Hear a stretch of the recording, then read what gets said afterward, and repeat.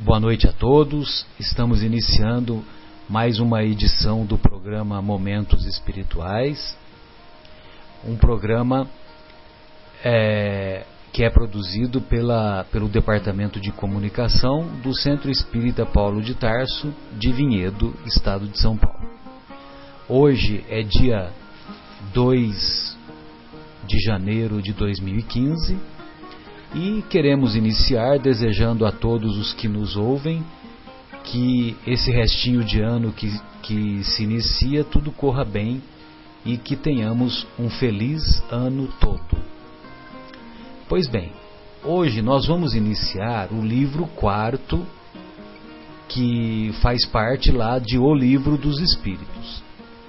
Como nós já dissemos em outras edições do programa, Kardec, ao elaborar o Livro dos Espíritos, ele subdividiu em 4 sublivros.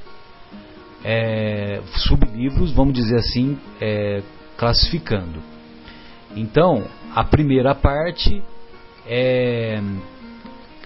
originou depois a Gênese, que é quando fala sobre Deus e as causas primárias. A segunda parte é quando fala sobre o espírito e a vida no mundo espiritual, que originou depois o Livro dos Médiuns. A terceira parte é intitulada, ou o terceiro livro é intitulada As Leis Morais, que depois originou o Evangelho segundo o Espiritismo, que é aquele código de comportamento moral, código de comportamento ético, baseado nos ensinos de Jesus e que foram desdobrados por Kardec, instituindo as leis morais. E finalmente o livro 4º.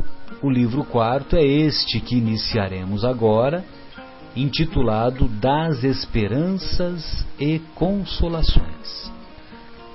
E das Esperanças e Consolações, nós temos o capítulo 1º, intitulado Das Penas e Gozos Terrestres. E dentro das penas e gozos terrestres, o primeiro tema é felicidade e infelicidade relativas.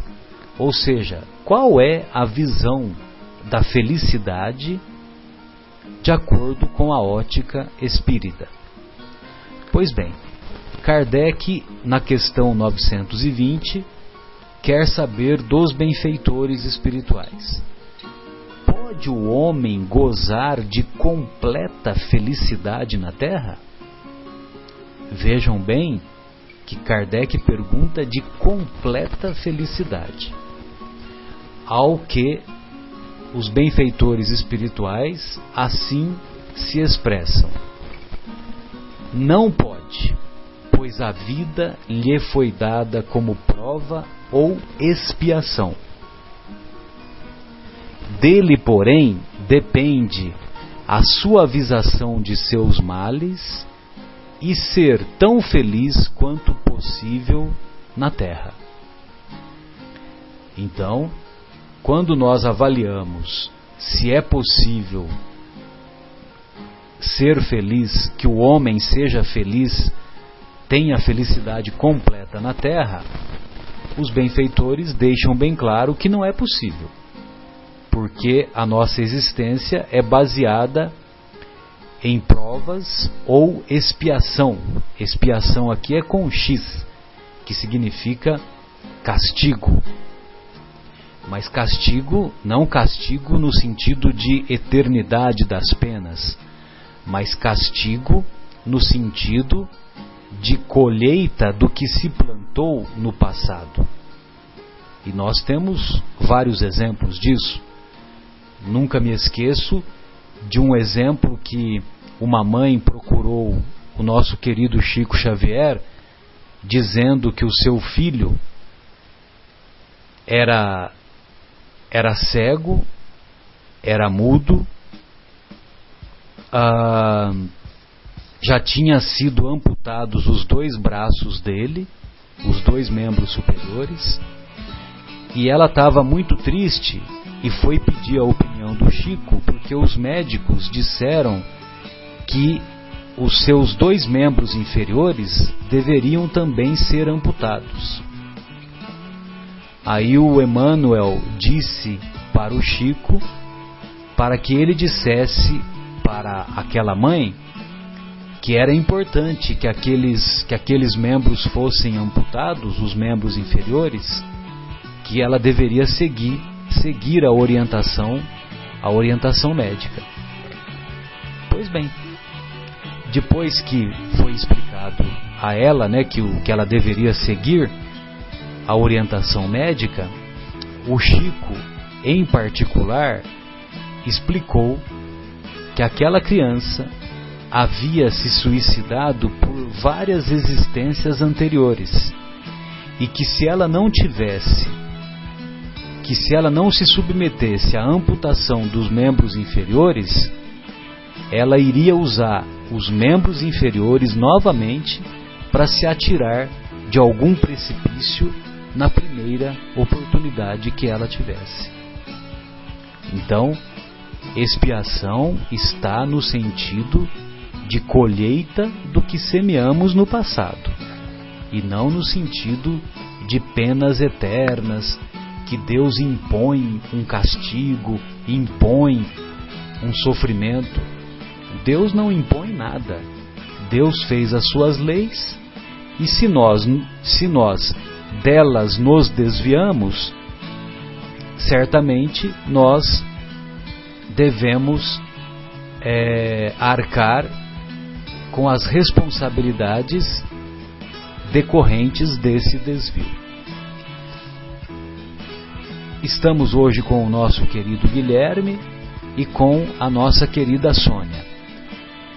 Sônia, gostaria de ver as suas impressões. Boa noite. Boa noite a todos. Antes de mais nada, gostaria de desejar a todos um feliz 2015, que seja um ano de progresso, que seja um ano de desempenho nosso, que seja um ano de fortalecimento, de metas positivas, que a gente se empenhe para que possamos ser cada dia melhor. A estrutura é isso que Jesus nos pede, para que nós nos melhoremos a cada dia para poder alcançá-lo, para poder alcançar mundos melhores, inclusive para poder ficar neste planeta quando ele terminar esse ciclo de transformação. Eu gostaria de fazer um comentário sobre essa conduta, essa pergunta que nós acabamos de discutir sobre a questão 920, o homem pode gozar na terra uma felicidade completa? E veio à minha mente, no capítulo 3 do Evangelho segundo o Espiritismo, há muitas moradas na casa de meu Pai. E neste capítulo, no item 6, tem a seguinte destaque, né? Destinação na terra e causas das misérias humanas, né? E me faz muito interessante me lembrar esse capítulo, que ele fala que seria bem injusto a gente pensar que toda a humanidade espiritual estivesse locada aqui no planeta, né? Então, eles falam assim, eu vou ler porque é um trecho bem interessante. Espanta-se encontrar sob a terra tanta maldade e más paixões, tantas misérias e enfermidades de toda sorte, e se conclui disso que a espécie humana é uma triste coisa. Esse julgamento provém de um ponto de vista limitado em que se está colocado, e que dá uma ideia falsa do conjunto. É preciso considerar que sobre a terra não se vê a humanidade, mas apenas uma pequena fração dela. Com efeito, a espécie humana compreende todos os seres dotados de razão que povoam os inumeráveis mundos do universo. Ora, O que é a população da Terra perto da população destes mundos? Bem menos que a um lugarejo em relação a um grande império. A situação material moral da humanidade terrestre nada tem que espante inteirando-se da destinação da Terra e da natureza daqueles que a habitam.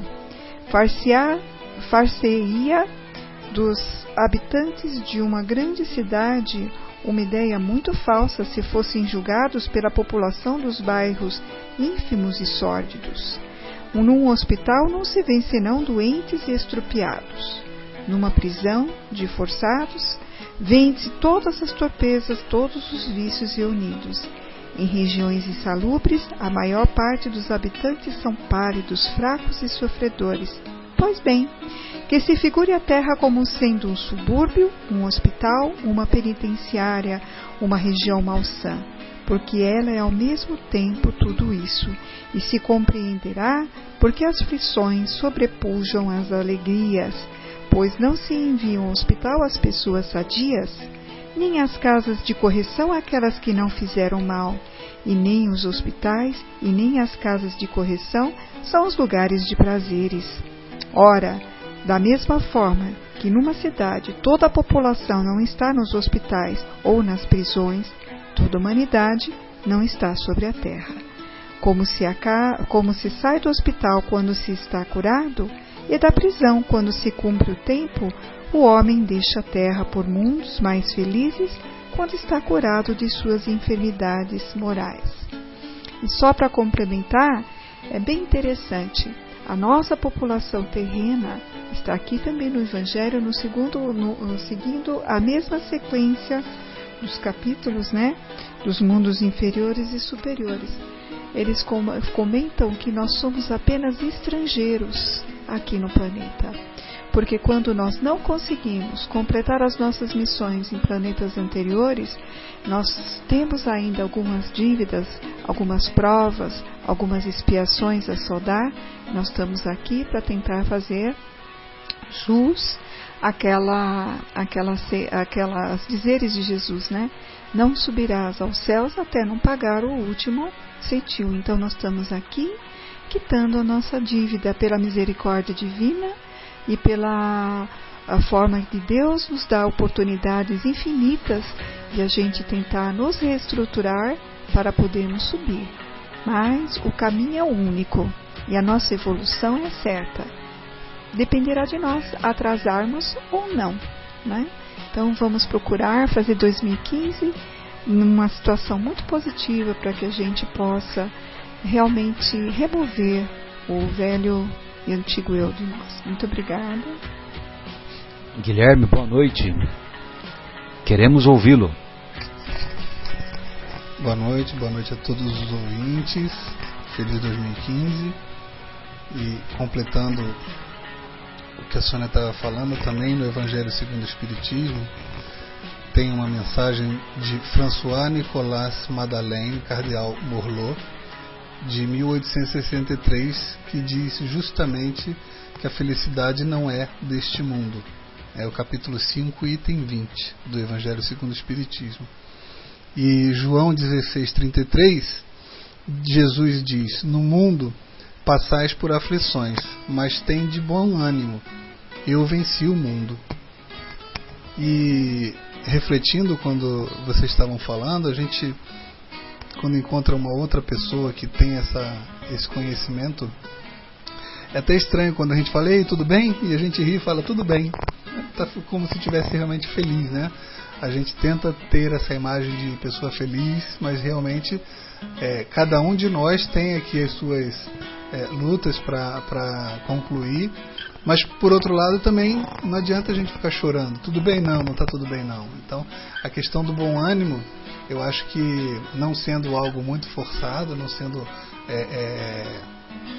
falso, eu acho que a gente tem que estar conformado com as lutas que a gente tem que ter e realmente não viver chorando pelos cantos. Ter esse bom ânimo de tentar transpirar um pouco mais de alegria, de felicidade, para contagiar também as pessoas ao nosso redor e também nos dar mais força para lutar todas as batalhas que a gente tem que lutar aqui nesse mundo. É verdade, Guilherme. E aí você me faz lembrar de um personagem de desenho animado. A Sônia acho que vai me ajudar a lembrar, que ele ficava falando assim: ó céus, ó vida. O Hart de qual desenho, você se lembra? Um leão e uma hiena. Um leão e uma hiena da década de 70. Você se lembra o nome do desenho?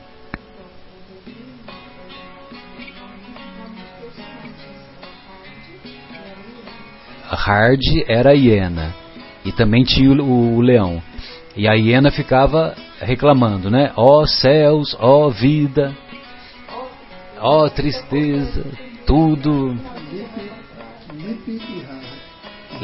Lip e Hard. Então o desenho animado nosso Guilherme encontrou aqui chama-se Lip e Hard. Pois bem, e esse personagem, ou esta personagem, ficava o tempo todo reclamando, e logicamente que o nosso planeta, como se caracteriza ainda por ser um planeta de provas e de expiações, embora esteja se aproximando do momento da transição, da fase de transição em que ele vai se transformar de mundo de provas e expiações em mundo de regeneração. No mundo de regeneração, o bem vai passar a predominar. E predominando, certamente que não teremos, ou desejamos, ou nos esforçaremos para ter menos penitenciárias, menos hospitais, menos regiões insalubres e assim por diante. De modo que esse conceito da felicidade relativa que nós pudemos constatar foi ampliado depois nas obras citadas tanto pelo Guilherme quanto pela Sônia, ao escolher ou ao encontrar essas duas citações que envolvem o tema da felicidade. Pois bem, mas a gente tem que se lembrar que depende de nós percorrer essas provas ou essas expiações de maneira mais rápida, de maneira mais suave, superando os desafios que a vida nos propõe. Na pergunta 921, o nosso Kardec quer saber dos benfeitores: concebe-se que o homem será feliz na Terra quando a humanidade estiver transformada. Mas, enquanto isso não se verifica, poderá obter uma felicidade relativa? Então, Kardec coloca para os benfeitores espirituais a possibilidade da felicidade relativa. Pois bem, aí os benfeitores assim respondem: o homem é quase sempre o obreiro, o autor, o artífice da sua própria infelicidade. Pela prática da lei de Deus, a muitos males pode forrar-se, proporcionando a si mesmo felicidade tão grande quanto o comporte a sua existência grosseira. Então, se nós praticamos a lei de Deus, ou seja, a lei de justiça, a lei de amor, a lei de caridade, nós evitaremos muitos males de nos atingir. E isso vai nos proporcionar uma felicidade tão grande quanto comporte a nossa existência ainda grosseira. Em seguida, o Kardec faz um comentário. Agora já não é mais a resposta dos benfeitores, é um comentário do Kardec. Aquele que se acha bem compenetrado, bem servido de seriedade de seu destino futuro, não vê na vida corporal mais do que uma estação temporária, uma parada momentânea numa hospedaria de má qualidade. Facilmente se consola de alguns aborrecimentos passageiros de uma viagem que o levará a tanto melhor posição quanto melhor tenha cuidado dos preparativos para empreendê-la. Já nesta vida, somos punidos pelas infrações que cometemos, das leis que regem a existência corpórea, sofrendo os males consequentes dessas mesmas infrações e dos nossos próprios excessos. Se, gradativamente, remontarmos à origem do que chamamos as nossas desgraças terrenas, veremos que, na maioria dos casos, elas são a consequência de um primeiro afastamento nosso do caminho reto. Desviando-nos deste, enveredamos por outro, mal, e de consequência em consequência, caímos na desgraça. Quando nós vamos empreender uma viagem, se nós obtivermos o conhecimento daquele país que vamos conhecer, ou daquele estado, ou daquela região, ou daquela cidade, fica mais fácil de nós nos posicionarmos quando lá chegarmos. Então, por exemplo, nós vamos fazer uma viagem para Vladivostok, na Rússia, lá no extremo oriente da Rússia. Adianta nós levarmos roupas de verão, roupas de mergulho, pé de pato, sunga, aqueles produtos para bloquear, né, os bloqueadores solares, né, da ação solar? Vai adiantar nós nos munirmos desses apetrechos? Lógico que não, uma vez que Vladivostok, a temperatura média anual é 10 a 20 graus abaixo de zero, e quando lá chegarmos, nós encontraremos neve, frio e chuva o tempo todo.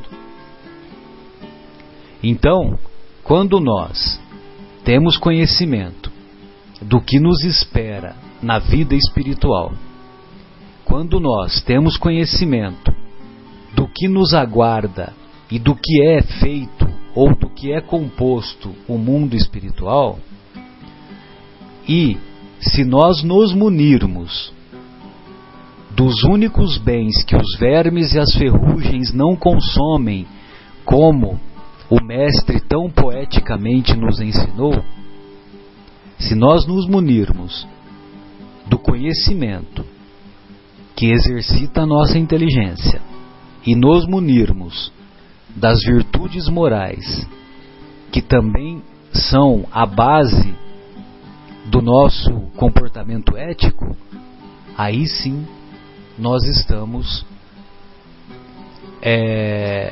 consolidando uma chegada ao mundo espiritual de maneira mais satisfatória, menos sofrida. Sônia, quero ouvi-la. É uma coisa séria, né? Um sofrimento, e a gente tem o entendimento por que ele está aqui presente, né? Uma luta diária para nós evidenciarmos todos os dias quando acordamos. E a gente tem que ter essa mente aberta para entender, para aceitar. E aí vem expiação, provas. Qual a diferença entre a expiação e a prova? E por que nós escolhemos, se é que nós escolhemos, né? Mas aqui no Evangelho tem tudo bem explicadinho. Eu só vou citar 2 passagens bem interessantes, né? As pessoas podem considerar a expiação, né? As aflições que excitam as queixas e compelem um homem à revolta contra Deus. Então esse indivíduo que passa por expiação, ele fica revoltado, ele entra naquela fase do hard e do lip, né? Da hiena que ficava na lamentação. E isso é muito triste, porque ela acaba pondo a perder toda a prova, toda a fase de elaboração reencarnatória, e ela precisava passar por aquelas dificuldades para se estruturar. Já um sofrimento que não excita lamentações, sem dúvida, pode ser uma expiação, mas é indício que já foi escolhido antes voluntariamente. Então a nossa programação reencarnatória nos faz escolher para que nós possamos nos superar. Aí vem aquelas provinhas, aquelas expiações que a gente vê. Tive contato com uma vez no hospital com uma senhora trazendo um jovem que tinha uma certa deficiência mental. Não tinha uma característica sindrômica bem definida, como síndrome de Down e outras síndromes que nós conhecemos. Mas nós percebíamos que a jovem, a criança, ela tinha uma dificuldade de comunicação muito grande. Essa senhora, ela tinha umas condições financeiras bem precárias. Ela demonstrava uma condições pela vestimenta, pela forma de como tá, da sua postura, que era uma família com limite bem grande, inclusive cultural. E ela trazia um sorriso no rosto e falava: doutora, em casa eu tenho mais 4 desses. Todas as crianças da minha casa, no total de 5, têm dificuldades. Eu tenho um filho também, que já é bem mais velho, que também tem esse problema mental. Eu e mais uma pessoa que cuidamos dele. Mas eu não estou reclamando não, viu, doutora? Eu faço isso com tanto amor e carinho. Eu tenho as minhas dificuldades, mas eu tenho mais 4 desses, além dessa daqui. E um deles era meu filho. Essas outras crianças eram filhos de outras filhas que ela tinha, mas que não conseguiram ter condições para enfrentar as dificuldades e as limitações de um jovem dessa doença, desse porte dessa doença, né? Muitas vezes vem como prova na família, mas a família não tem estrutura. Mas essa avó tinha um coração grande para todos. Então vem a pergunta: é uma expiação ou uma prova? Com certeza uma prova escolhida por ela, porque ela não estava lamentando. E é isso que dava o mérito para ela vencer essas dificuldades. E apesar de tudo, ela tinha ajuda que vinha de outros locais. Porque a gente tem que entender uma coisa: em definitivo, Deus está sempre conosco. Ele está nos acompanhando a cada passo. Ele já designa desde o nosso nascimento um mentor, um anjo da guarda, um guia. Tem vários nomes que cada religião conceitua, mas essa pessoa, ela já vem nos inspirar, nos dá força, nos dá intuição para vencermos os obstáculos. Nós precisamos entender que neste momento nós temos que abrir os nossos corações, mostrar entendimento, falar que seja a vontade do Pai e pedir força, né? Não pedir para remover a pedra, mas pedir para ajudar a levantar a pedra e carregar essa pedra até onde Ele achar que a gente tem que carregar. Lembrando que nós somos co-participadores, porque nós organizamos a nossa vida. Nós participamos da nossa escala reencarnatória, as dificuldades que nós colocamos.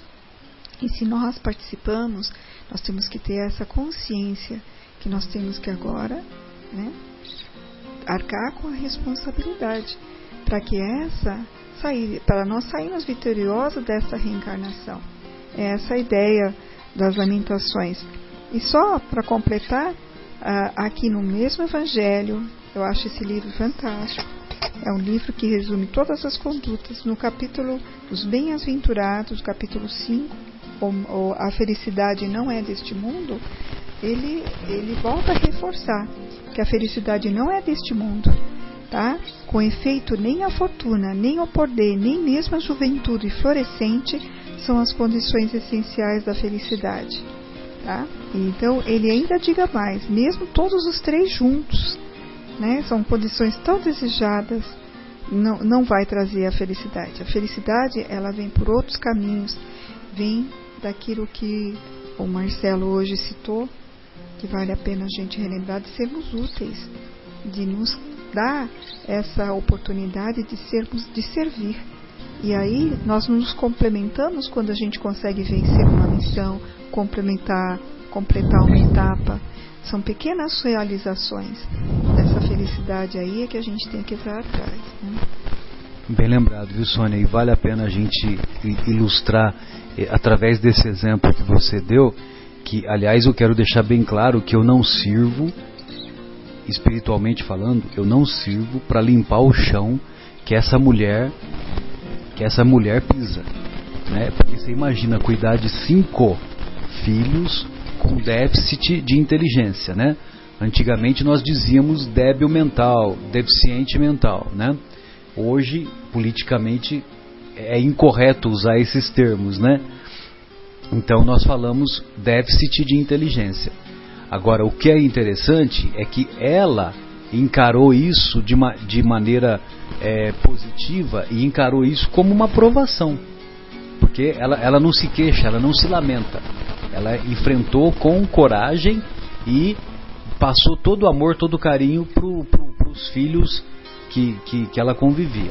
Agora, individualmente, para cada um desses 5 irmãos nossos, individualmente, como eles têm a inteligência bloqueada, nós concluímos que para eles é uma expiação.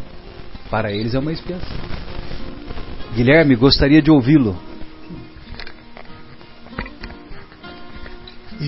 E a maneira da pessoa lidar com isso me lembrou aquela piada que, agora que a gente passou pelo Natal, a avó deu para um neto uma bicicleta e deu para um outro neto um saquinho cheio de cocô de cavalo.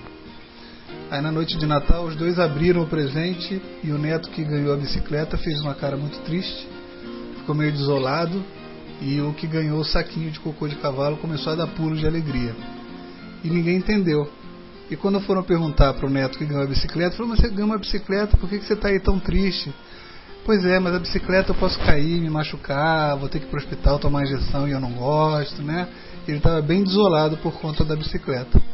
E o que ganhou o saquinho de cocô de cavalo estava dando pulos de alegria, tentando encontrar o cavalo, porque se o cocô estava ali, provavelmente ele tinha ganho um cavalo também, né? Então tem a questão de como que a gente encara os fatos da vida. E eu estava pesquisando aqui, o que me veio na cabeça, aquela questão da gente falar que a pessoa pode ser poliana, né? E eu não sabia, mas Poliana é uma comédia de Eleanor Porter, publicada em 1913.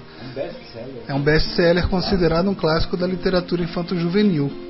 E justamente é daí que vem essa expressão de a pessoa ser poliana. Só que isso virou tão comum no meio acadêmico, inclusive, estudos do cérebro, para saber por que algumas pessoas tinham determinadas visões de um fato e outras tinham outros tão diferentes. E isso virou um termo, inclusive, usado na psicologia, chamado a síndrome de Poliana, que não é uma coisa ruim. Ao contrário, é que a pessoa consegue, olhando para eventos passados, ter melhores impressões daquilo que passou do que outras. Então essas pessoas que conseguem ver, entre aspas, as coisas de uma forma mais positiva, tem o que se chama de síndrome de Poliana, que dentro da psicologia não é uma coisa negativa, porque não quer dizer que ela não tenha contato com a realidade, né? Não é sorrir porque o pai morreu e falar, estou vendo porque... Ela sabe extrair o lado positivo. É ver a coisa de uma forma positiva. Eu estou com câncer, eu vou tentar ver que é uma oportunidade de me desenvolver, né? Eu vou tentar lutar contra aquela doença, mas não é achar que não existe a doença ou que eu vou fingir que não existe, não. Então essa maneira de lidar com a situação é importante. Inclusive tem aquele caso que aconteceu no ano passado, em agosto, que ninguém imaginaria, se falasse um dia antes que aquilo aconteceria, ninguém poderia acreditar, que foi o suicídio do Robin Williams, né?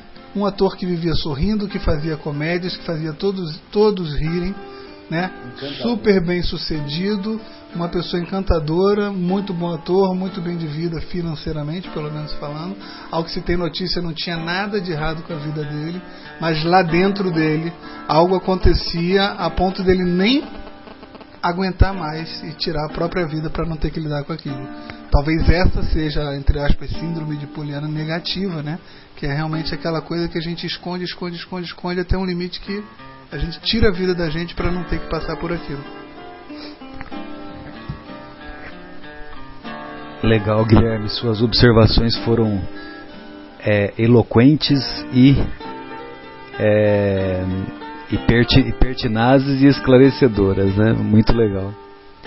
E isso também nos remete àquela palestra que nós recomendamos da nossa querida Anete Guimarães, palestra intitulada A Visão Neurológica da Busca da Felicidade.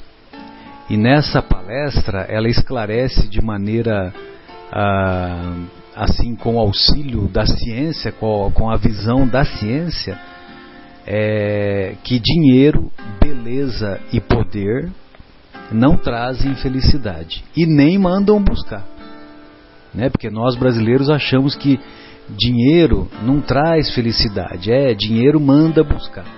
Então, não é um conceito correto.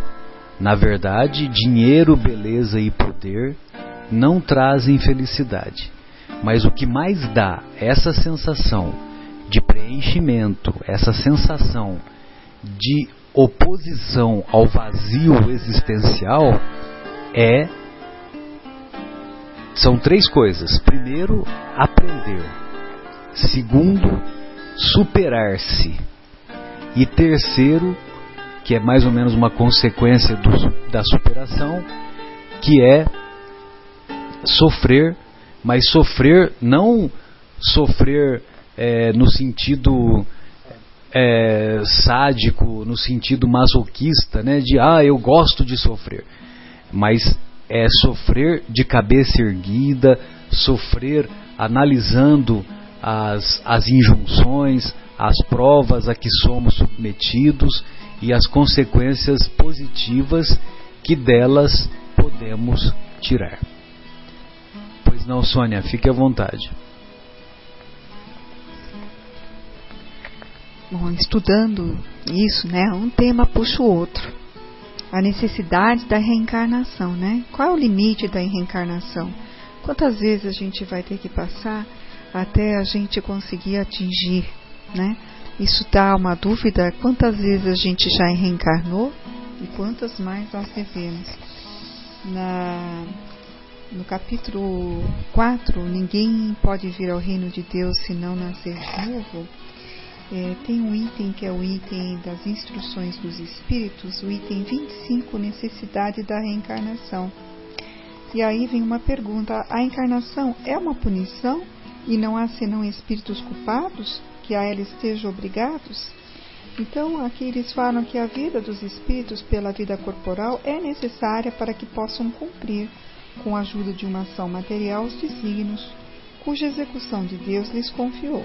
Ela é necessária e eles mesmos porque a atividade que são obrigados a desempenhar ajuda o desenvolvimento de sua inteligência. Mas tem uma nota aqui que é muito interessante,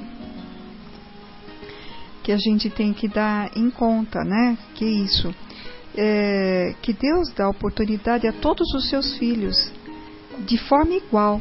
E é por isso que todos saem do mesmo ponto de partida. A mesma aptidão, as mesmas obrigações a cumprir e a mesma liberdade de agir. Todo privilégio seria uma preferência e toda preferência seria uma injustiça. Então, quando nós saímos daquela fase do princípio, né, das mãos do Criador, e quando nós entramos no princípio da inteligência, nós saímos todos iguais. Agora, é uma corrida que vai muito daquilo que nós nos desempenhamos. Mas nós não podemos dizer, fulano tem mais chance do que eu, ciclano considera-se mais o afortunado, Deus deu a estrela para Beltrano, e a gente acaba pontuando que nós somos desprivilegiados, né? E não somos.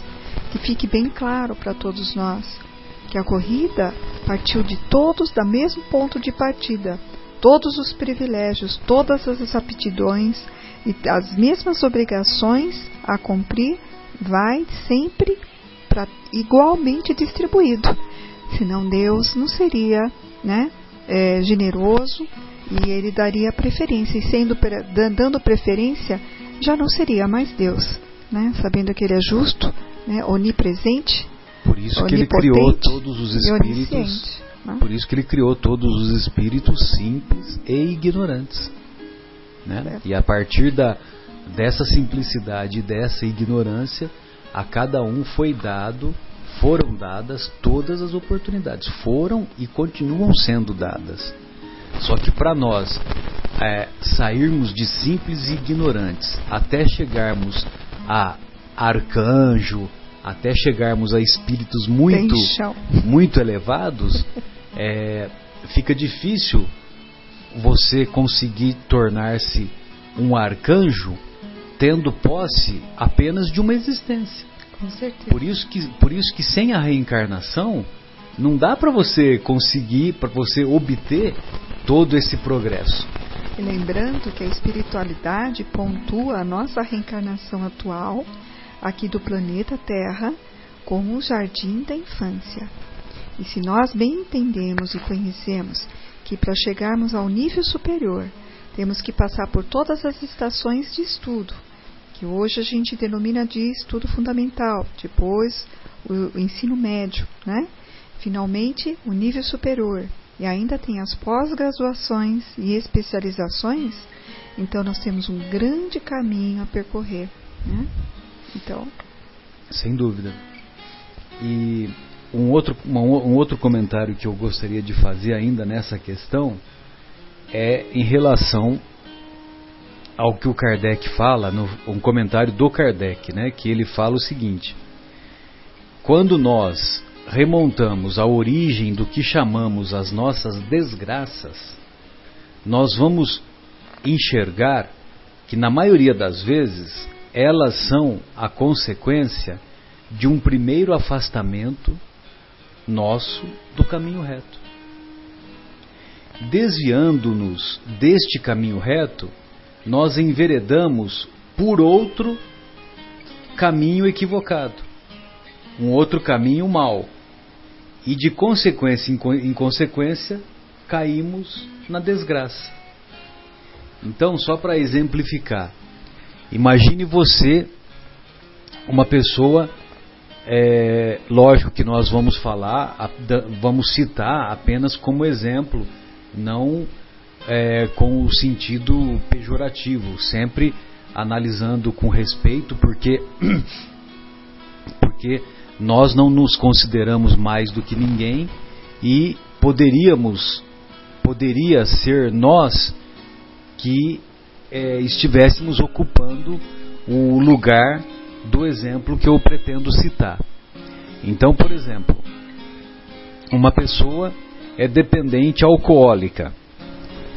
Aí ela tem a dificuldade de não ter o controle sobre o uso abusivo, o uso excessivo do álcool. Tem um termo que a gente sempre fala e agora me fugiu, né? Quando a pessoa usa sem controle, né? E que agora me fugiu, e tudo bem. Então, quando a pessoa faz uso, o uso compulsivo, isso, Sônia, obrigado. Quando o dependente alcoólico ele tem a compulsão pelo ato de beber, ele acaba gerando uma série de malefícios no seu organismo. E com o passar do tempo, esses malefícios vão atingir o pâncreas. E o pâncreas vai levar ao diabetes. E o diabetes é uma doença muito difícil de ser tratada. Então, aquilo que começou apenas com um aperitivo lá na adolescência, que começou como uma bebidinha, de sair com os amigos, de ficar tomando uma cervejinha inocente, aí depois foi se multiplicando, e a pessoa não mais teve controle e tornou-se um alcoólico, tornou-se um compulsivo alcoólico. E aí, lógico que o álcool, o uso excessivo do álcool no nosso organismo, ele provoca uma série de distúrbios, né? Distúrbios cerebrais, levando à encefalopatia, distúrbios no trato gastrointestinal, provocando gastrite, provocando um mau funcionamento da digestão, provocando cirrose no fígado, né? Lógico, esofagite, o mau funcionamento do pâncreas, levando à pancreatite e a consequente manifestação do diabetes. Então, quer dizer, quando a gente envereda por um caminho equivocado, se a gente não volta para o caminho do centro, para o caminho de ter um comportamento ético moral elevado, então a gente se embrenha naquele matagal, no matagal das imperfeições, no matagal que não tem bússola, que não tem norte, e nós vamos nos afundando cada vez mais, embrenhando-se nessa mata escura, que vai se tornando um lamaçal caracterizado pelas imperfeições, e isso dificulta cada vez mais nós sairmos dessa situação. Só uma pequena informação técnica, que para indivíduos com predisposição, 14 ml de álcool diário já leva à formação da doença, né, da cirrose, que é uma doença que ela é simplesmente destrutiva, né? Ela é destrutiva do fígado, e uma vez que ela atingiu um estágio final, que é a destruição dos hepatócitos, né? Se ele saiu da esteatose e já foi para a destruição dos hepatócitos, é irreversível, e aí ela é fatal. 14 ml de álcool diário, é uma quantidade ínfima que você pode encontrar nessas bebidas que a gente diz casualmente, diariamente, para descontrair, para relaxar. Geneticamente, predisposição do indivíduo tem que estar presente. Lógico. Né? Então a gente precisa ficar atento a essas coisas, por isso que eu estou fazendo uma informação. Sem dúvida, né? E no alcoolismo, nós tínhamos um professor lá na faculdade, que ele dizia que a pessoa que faz ingestão de 2 doses de pinga por dia, uma dose no almoço, uma dose na janta, se ela começou a fazer uso dos 15 anos até os 60 anos, ela tomou um caminhão de pipa de 4 mil litros, 4 mil ou 40 mil o caminhão de pipa, acho que é 40 mil, né? Então, passou pelo fígado dela 40 mil litros de aguardente ao longo da existência. Lógico que isso sobrecarrega o fígado, né? E uma hora vem a resposta, né? Guilherme, você gostaria de fazer algum comentário?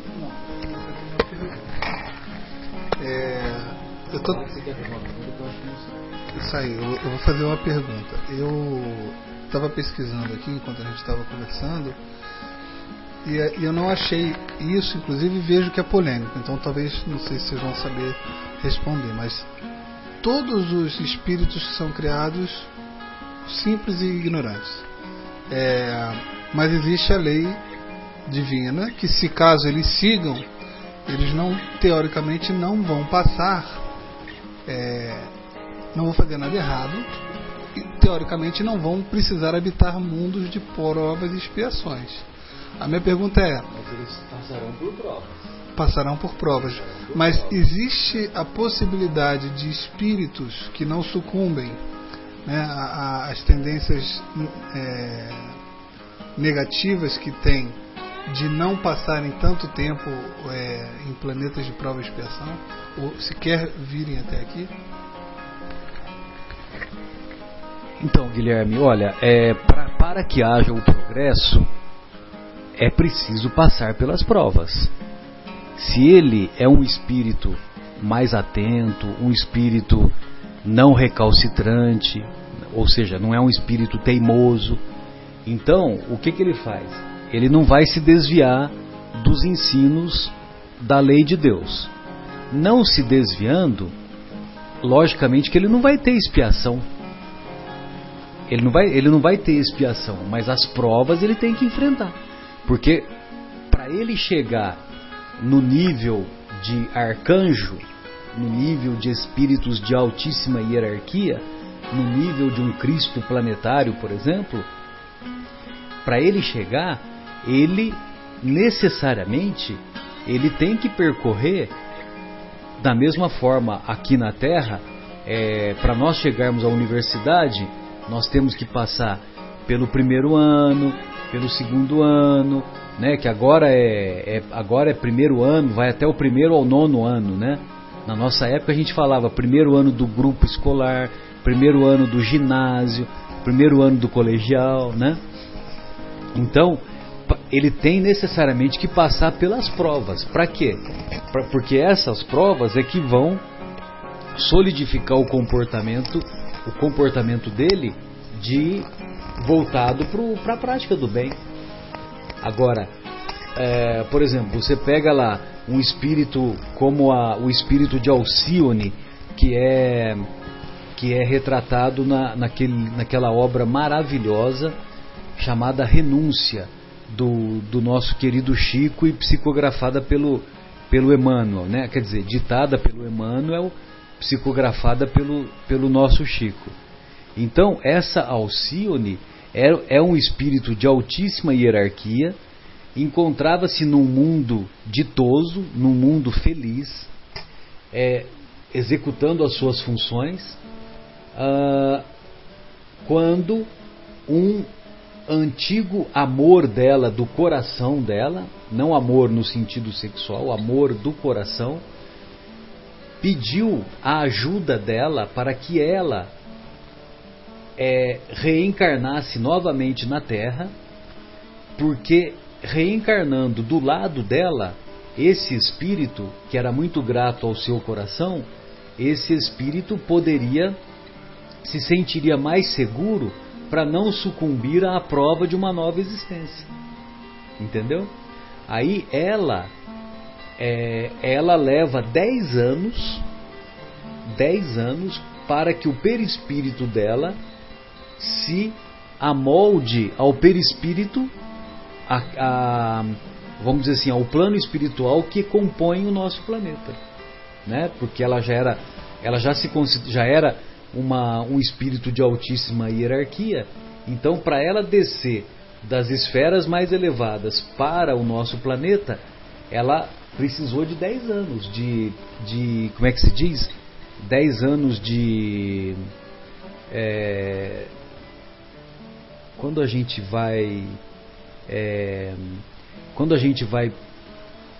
iniciar uma adaptação, vamos dizer assim, 10 anos de adaptação. Dizem que Jesus, como é um espírito muito mais elevado, levou 1000 anos para se adaptar ao nosso planeta, né?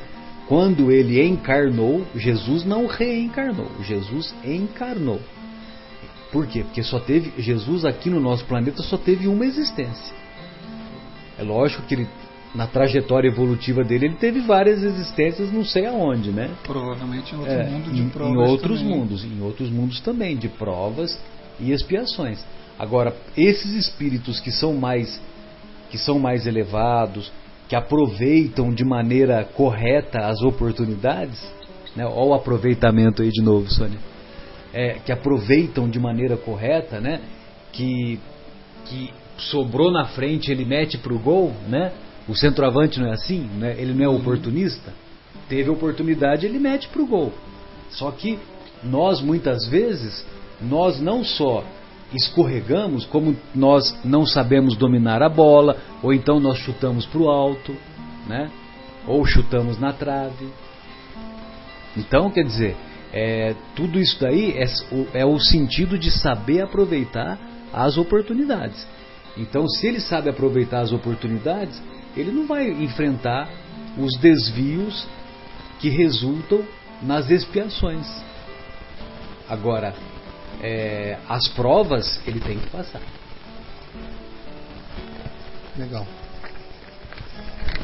Bem, então, dando continuidade aqui ao nosso programa, essa questão 922 é uma questão que daria facilmente para nós fazermos um tratado de filosofia. Mas, em todo caso, vamos lá, né? Então o Kardec, quando faz as suas perguntas, ele é muito feliz ao elaborá-las, né? Então ele pergunta assim para os benfeitores: a felicidade terrestre é relativa à posição de cada um, à posição evolutiva de cada um de nós. O que basta para a felicidade de um constitui a desgraça de outro.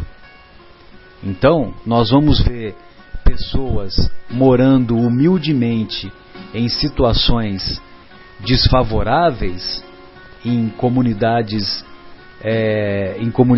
muito carentes, e que estão bem adaptadas a essa situação. Só que uma outra pessoa nessa mesma comunidade, ela considera que é uma desgraça. Ou seja, o que basta para a felicidade de um constitui a desgraça de outro. Haverá, contudo, algum critério de felicidade que seja comum a todos os homens? Haverá algum critério de felicidade comum a todos os homens? Aí os benfeitores assim respondem. Eu considero uma das mais belas respostas também, né, de O Livro dos Espíritos. Com relação à vida material, é a posse do necessário. Com relação à vida moral, a consciência tranquila e a fé no futuro. Então, em relação à vida material, a posse do necessário constitui um critério de felicidade. E hoje nós vemos cada vez com mais frequência, talvez o Guilherme possa até tecer alguns comentários sobre isso, que muitos empresários, muitas pessoas que têm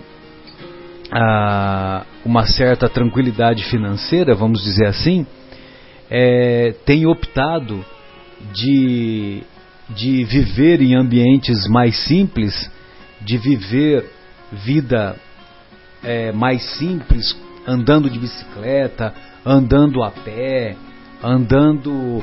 morando num apartamento mais simples, enfim, tendo uma vida mais simples e sem as exigências que a alta sociedade muitas vezes impõe pelo status que o dinheiro ainda representa em nossa sociedade. Não é mais ou menos isso, Guilherme?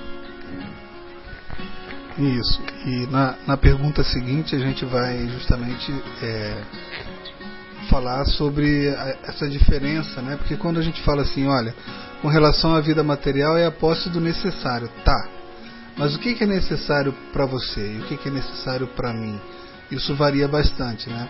Então, esse conceito do que é necessário materialmente falando traz muita infelicidade, muita dor, muito sofrimento. Então, às vezes a gente, voltando na história do saquinho de cocô do cavalo, às vezes a gente é demitido da empresa e num primeiro momento o que a gente tem que fazer? Bom, primeiro eu tenho que comprar um carro porque eu tinha um carro da empresa e agora, como eu fui demitido, eu não tenho mais o carro da empresa. Esse apartamento que eu comprei, que eu pago uma prestação de 10 mil reais, eu não tenho mais aquele salário que me possibilita continuar pagando. Então eu vou ter que provavelmente vender esse apartamento, ou então vou ter que fazer algum negócio para um apartamento menor, ou renegociar. O plano de saúde que a empresa me dava, agora eu vou ter que pagar esse plano de saúde, e por aí vai. Então no primeiro momento é uma dor enorme, um sofrimento. Tem gente que realmente, de novo falando de suicídio, mas se mata por causa disso, né? Conheço algumas pessoas que já passaram por isso e acompanhei a dor delas, inclusive alguns clientes, e realmente é uma coisa muito triste de ver. Por outro lado, quando elas têm essa consciência de que, peraí, mas o que eu tenho guardado, que eu consegui guardar, eu posso comprar um apartamento menor, eu posso fazer isso, posso fazer aquilo, e ela vê que as possibilidades dela, com um pouquinho menos de qualidade de vida, talvez, né? Ou seja, o necessário dela pode cair um pouquinho, mas ainda assim ela vai comer, não vai passar fome, não vai passar frio, vai ter uma casa, e ela percebe que a qualidade de vida dela melhora no sentido de ter mais tempo com a família, de ter mais tempo para os amigos, para si próprio, para estudar, para se dedicar à espiritualidade. Então, muita gente que passa por alguma situação desse tipo acaba, como você falou, percebendo que às vezes esse necessário, quando a gente reflete, seja de uma maneira espontânea ou forçada, como o caso de uma demissão que eu estava falando aqui, a gente percebe que realmente é uma coisa bastante como é que se diz? Não, faltou a palavra. Que tem duas interpretações, de duas interpretações, né? Então, assim, que você pode ter a tua de novo? Dicotômicas. Deve estar certo. Depois eu vou procurar lá no Aurélio. Mas é isso mesmo, né?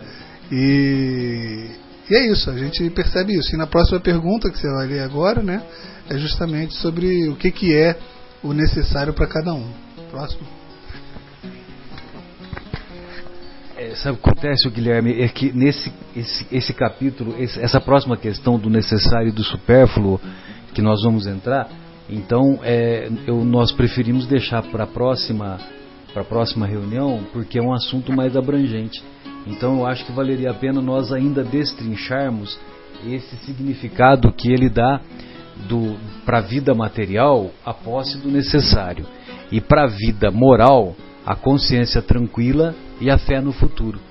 Você gostaria de tecer alguns comentários sobre isso, Sônia? Queremos ouvi-la.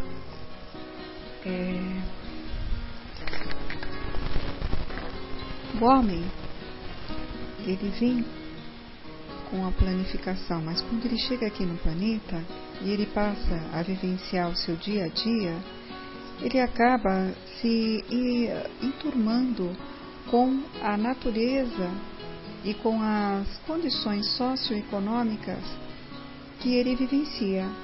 E ele acaba sendo absorvido por esse cotidiano, por esse tipo de relacionamento entre os humanos, com as suas questões financeiras. Pelas injunções que a sociedade impõe, né? Justamente. E aí que vem um pouquinho da nossa prova, né?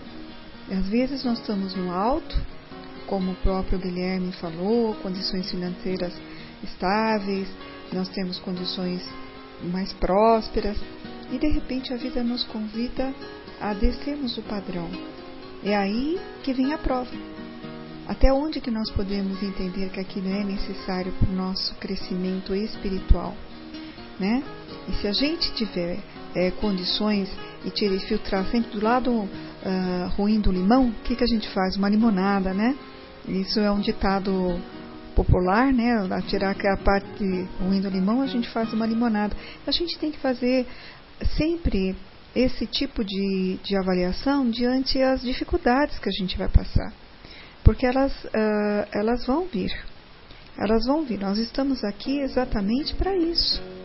Nós vamos ter dificuldades de vários tipos, financeiras, dificuldades de relacionamento com familiares, com trabalho, com os amigos, com parentes. Então, essa é a situação. O que nos faz uns acelerar mais e outros menos? É o orgulho e o egoísmo. Na verdade, o egoísmo, ele está muito mais ligado ao homem instintivo. Então, perguntaram qual é a classificação do ser humano terreno dentro da espiritualidade, né? Nós estamos mais próximo do ser ainda primitivo do que o ser intelectualmente evoluído. Por quê? Porque estamos ainda muito instigados pelo nosso primitivismo. E como é que sobrevivia o primitivo, o ser humano primitivo? Ele tinha que ser egoísta.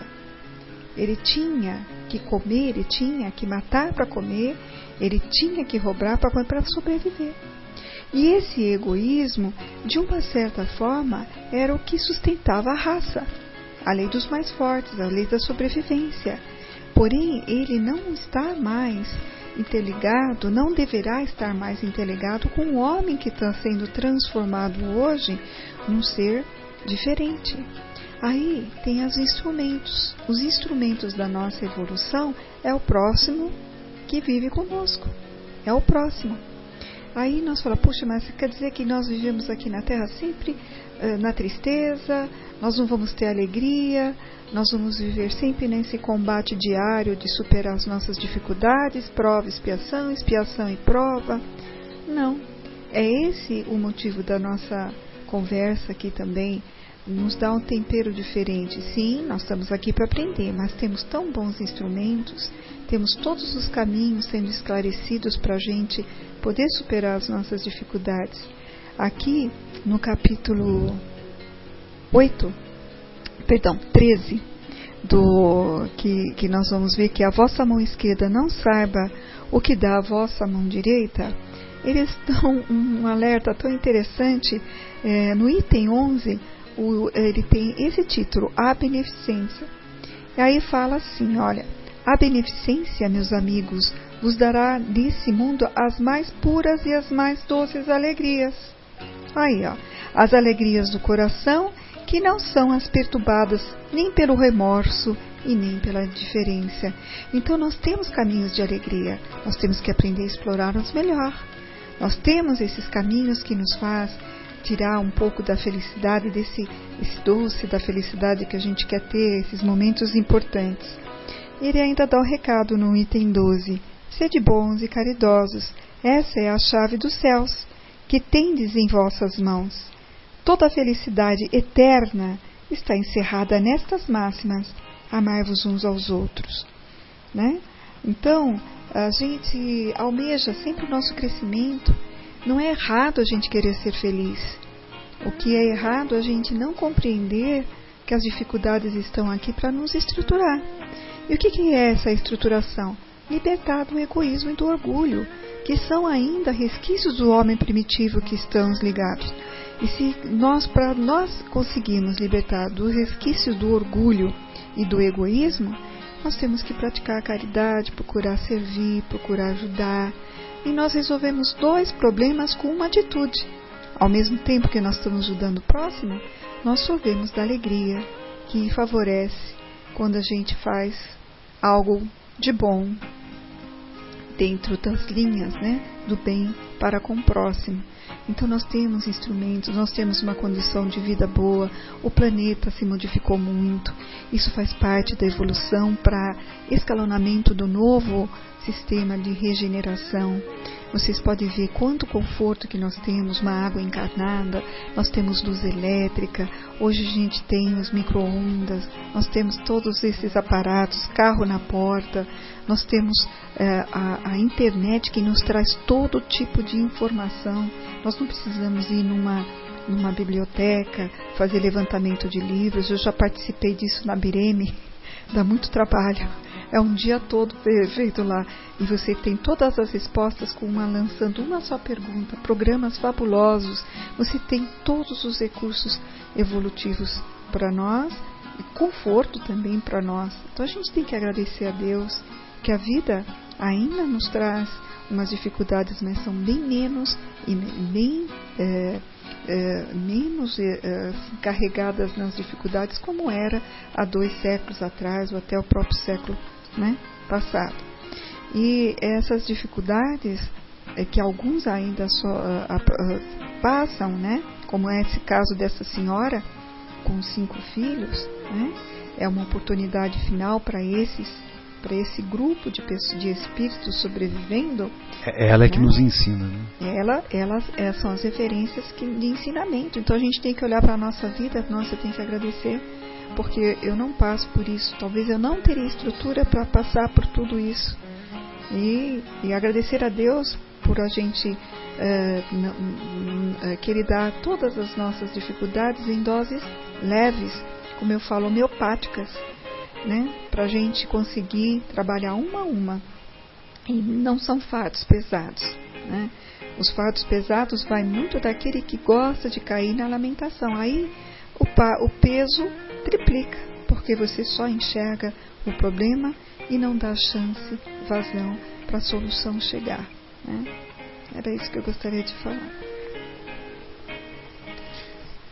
Bem, amigos, dessa forma nós gostaríamos de encerrar o nosso encontro de hoje, nos despedindo com essa reflexão que a nossa querida Joana de Ângeles nos trouxe, que quando ela diz que a única alegria real é aquela que sentimos quando somos úteis. E ser útil ou tornar-se útil em todos os momentos, seja na nossa atividade profissional, seja em casa, seja com os amigos, seja com os nossos opositores, nós podemos a todo instante ser útil. E uma pessoa que praticou